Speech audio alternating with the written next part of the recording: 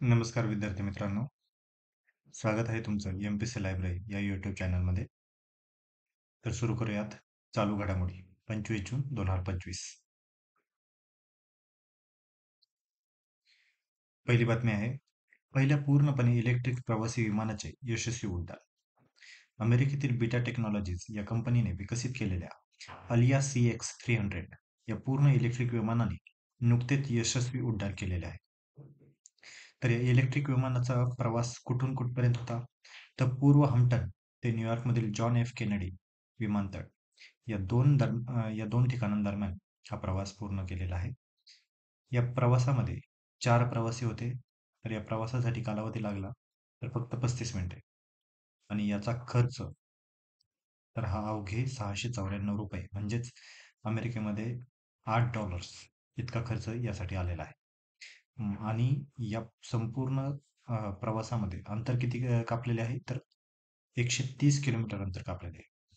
म्हणजे बघा, विचार करा की 130 किलोमीटरचे अंतर हे फक्त 35 मिनिटात कापून याच्यासाठी खर्च आलेला आहे अवघा ₹694. म्हणजे हे उड्डाण म्हणजे स्वस्त, स्वच्छ आणि शाश्वत वाहतुकीच्या दिशेने एक भक्कम पाऊल समजले जात आहे. आणि भविष्याच्या दृष्टीने ही एक महत्वाचा मोलाचा दगड ठरला मैलाचा दगड ठरला तर वावगे ठरणार नाही. पुढची बातमी पाहूया. लोकमान्य टिळक जीवनगौरव पत्रकारिता पुरस्कार. नुकतेच महाराष्ट्र शासनाच्या वतीने दिला जाणारा लोकमान्य टिळक जीवनगौरव पत्रकारिता पुरस्कार, जो पत्रकारिता क्षेत्रातील एक अत्यंत प्रतिष्ठित सन्मान समजला जातो, तो जाहीर झालेला आहे. आणि महाराष्ट्र सरकारने सन 2019 ते 2023 या कालावधीतील 5 वर्षांचे पुरस्कार जाहीर केलेले आहेत. तर एकदा 5ही वर्षांचे जे पुरस्कार विजेते आहेत त्यांच्यावर एक नजर फिरूया. सन 2019 मध्ये राही भिडे यांना हा पुरस्कार भेटलेला आहे. 2020 मध्ये सुधीर पाठक, 2021 मध्ये भाऊ तोरसेकर, 2022 मध्ये विजय बाविस्कर आणि 2023 मध्ये बाळासाहेब जाधव. तर हे 5ही जे पुरस्कार विजेते आहेत हे आपल्याला लक्षात ठेवणं गरजेचे आहे.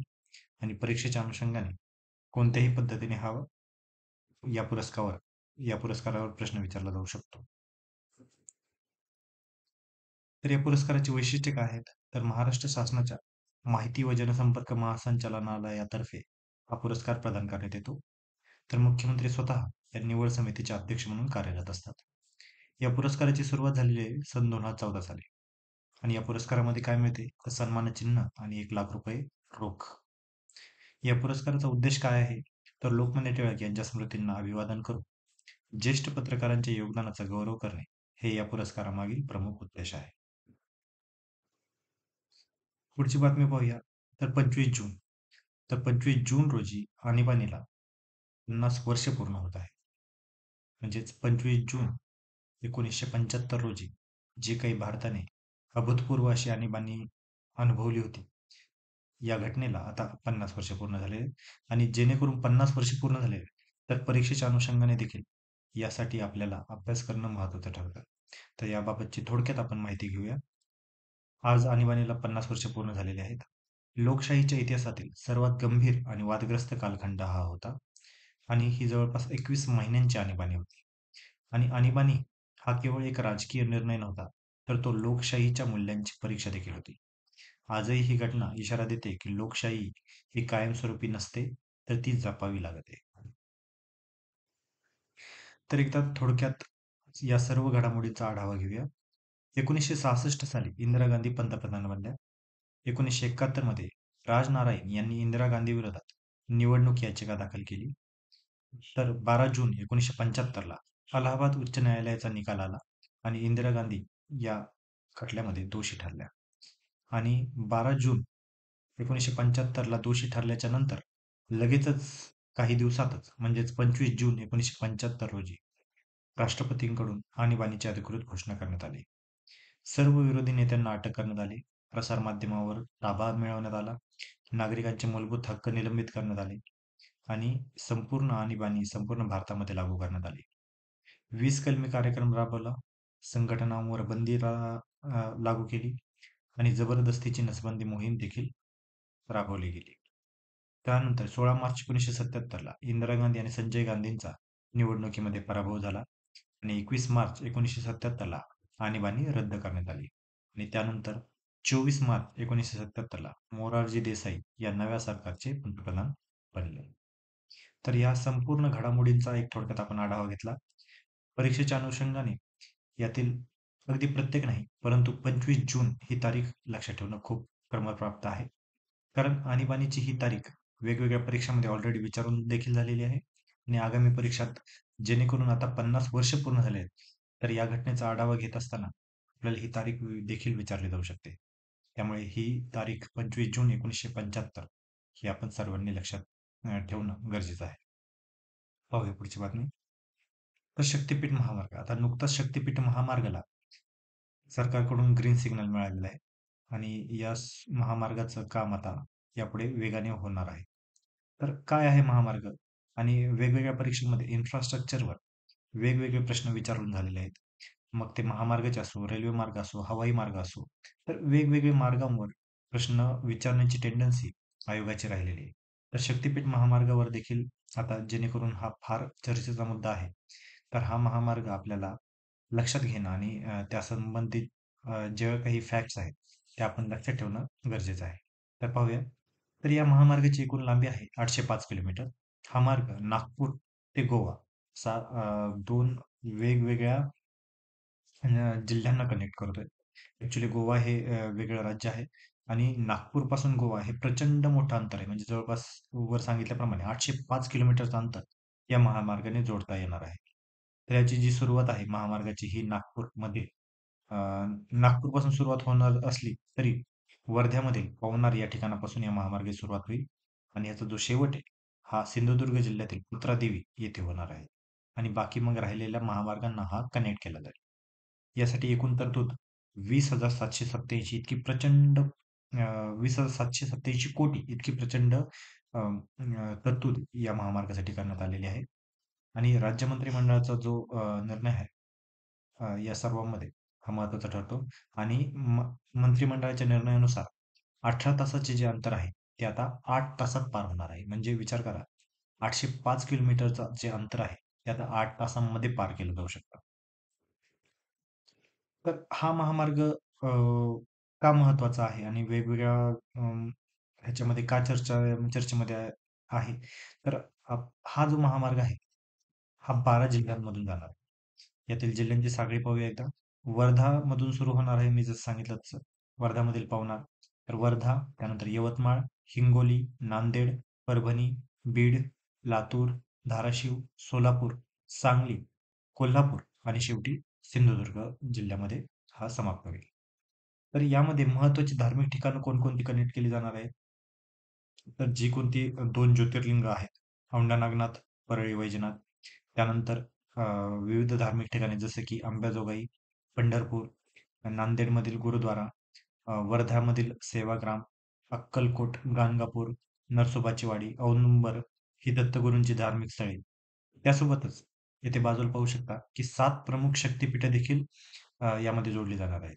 तर ते 7 प्रमुख शक्तिपीठे कोणती? तर माहूरची रेणुका, कोल्हापूरची अंबाबाई, तुळजापूरची तुळजाभवानी, अकलूजमधील भवानी, वणीमधील सप्तशृंगी, लातूरमधील एकविरा आणि गडचिरोलीमधील रेणुका माता अशी 7 शक्तिपीठे या महामार्गाने जोडली जाणार असल्यामुळे या महामार्गाला शक्तिपीठ महामार्ग असं संबोधण्यात येत आहे.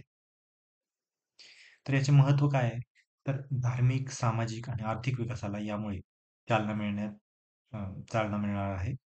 त्यासोबतच सहली असेल किंवा पर्यटन असेल किंवा व्यापार असेल याला नक्कीच वेग मिळणार आहे. त्यासोबतच प्रवासाचा वेळ जो आहे आणि प्रवासाचा जो खर्च आहे याच्यामध्ये फार मोठी घट होणार आहे.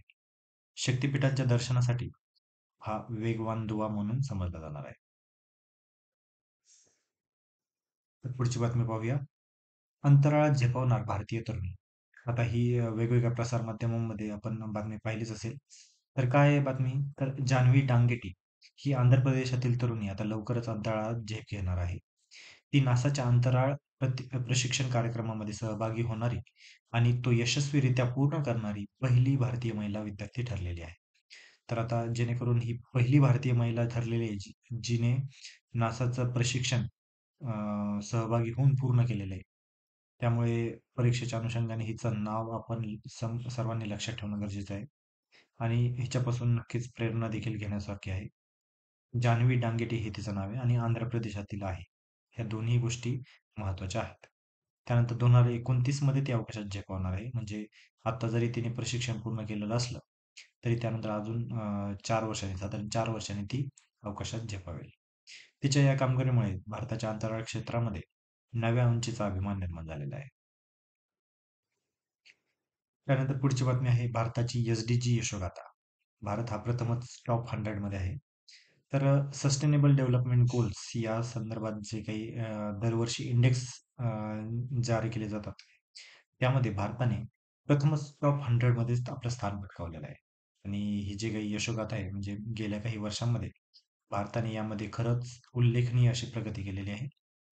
तर भारताने या शाश्वत विकास निर्देशांकात झपाट्याने प्रगती केलेली आहे. 2025च्या या रँकिंगमध्ये 167 देशांतून भारत हा 99व्या स्थानी आलेला आहे आणि प्रथमच टॉप 100 मध्ये भारताचा सहभाग आहे. भारताचे 67 गुण आहेत आणि 67 गुण मिळवत भारत हा 99व्या क्रमांकावर आहे. तर चीनचा 49वा आणि अमेरिकेचा 44वा क्रमांक आहे. तर भारताची यापूर्वीची स्थिती काय होती? तर 2025 मध्ये आता आपण पाहिलं की 99वा क्रमांक होता.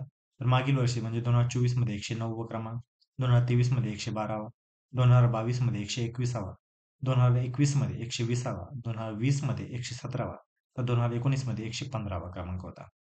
म्हणजे गेल्या काही वर्षांमध्ये भारताने खरंच उल्लेखनीय अशी प्रगती केलेली आहे आणि 2017 ते 2019 दरम्यान हा 112 ते 116 दरम्यान होता. म्हणजे भारताची मधल्या काळामध्ये जी स्टॅग्नंट ग्रोथ होती, ती आता कुठेतरी बदलताना दिसते आणि खरोखरच आपली एक प्रगती चांगल्या दिशेने होत आहे याचं निर्देशांकच या निर्देशांकातून आपल्याला मिळतंय. तर आपल्या शेजारच्या देशांची कामगिरी काय आहे? तर भूतान जो आहे तो 74व्या क्रमांकावर आहे. नेपाळ जो आहे तो 85व्या क्रमांकावर आहे. मालदीव जो आहे तो 53व्या क्रमांकावर आहे. श्रीलंका 93व्या क्रमांकावर आहे. तर पाकिस्तान हा 140व्या क्रमांकावर आहे. म्हणजे आपला पाकिस्तान वगळता जे काही बाकी शेजारचे देश आहेत, आपले शेजारील जे कोणते देश आहेत, हे सर्व भारताच्या समोर आहेत, म्हणजे भारताच्या पुढे आहेत. आता परीक्षेच्या अनुषंगाने जे इकॉनॉमी आहे, इकॉनॉमीचा जो पार्ट आहे, अर्थव्यवस्था, त्यामध्ये वेगवेगळे इंडेक्स विचारले जातात. तर त्यामध्ये या इंडेक्सची जी काय आहे आणि जेणेकरून प्रथमच आपण टॉप 100 मध्ये आलेलो आहोत. तर या बातमीवर नक्कीच प्रश्न संभवतो. त्यामुळे ही बातमी देखील आपण लक्षात ठेवणं गरजेचं आहे. फक्त यावर्षीचाच नाही, लक्षात घ्या. 2025ला जरी आपण 99व्या क्रमांकावर असलो, तरी 2024चा रँक देखील आपल्याला माहिती असणं गरजेचं आहे. म्हणजे किती स्थानांची झेप घेतली हे देखील आपल्याला कळणं गरजेचं आहे. 2024 साली भारत हा 109व्या क्रमांकावर होता, लक्षात घ्या. म्हणजे जवळपास 10 अंकांनी आपण प्रगती केलेली आहे. तर आता एसडीजी म्हणजे काय? तर एसडीजीचा फुल फॉर्म आहे सस्टेनेबल डेव्हलपमेंट गोल्स. मराठीमध्ये याला म्हणतात शाश्वत विकास. तर कधीपासून सुरू झाला? तर 2015 पासून एसडीजी लागू झाले. 2030 पर्यंत सर्वांगीण आणि सर्वसमावेशक विकास हे याचं उद्दिष्ट आहे. आणि यामध्ये एसडीजी मध्ये एकूण 17 उद्दिष्ट आहेत. यातील प्रमुख उद्दिष्ट म्हणजे गरिबी निर्मूलन असेल, आरोग्य असेल, शिक्षण असेल आणि हवामान बदल असेल. तर या सर्व उद्दिष्ट या सत्रामध्ये इन्क्लूड होतात. तर या संपूर्ण इंडेक्समध्ये जगामधील आघाडीचे देश कोणते आहेत? तर 1 नंबरला नक्कीच आहे तो म्हणजे फिनलंड. 2 नंबरवर आहे स्वीडन आणि 3 नंबरवर आहे डेन्मार्क. आणि पहिल्या 20 पैकी 19 देश हे युरोपातील आहेत. म्हणजे युरोपातील देशांचा जो शाश्वत विकास आहे तो किती पुढारलेला आहे यातून निर्देशित होतोय. तर हे होते 25 जून 2025 रोजीचे आपले चालू घडामोडी. तर अशाच अधिकाधिक कंटेंटसाठी MPC लायब्ररी या चॅनलला फॉलो करायला विसरू नका. धन्यवाद.